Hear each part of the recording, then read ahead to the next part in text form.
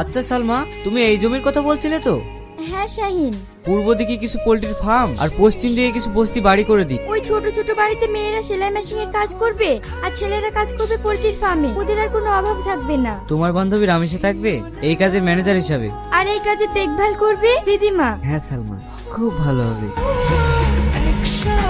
Hello Shahin. হ্যাঁ বলো। আমি তোমার কাছে সাধারণ মেয়ে হয়ে থাকবো, ভিআইপি হওয়ার চেষ্টাও করব না। হ্যাঁ, তবে আরেকটা শর্ত। কি শর্ত বলো শুনি? আচ্ছা ঠিক আছে।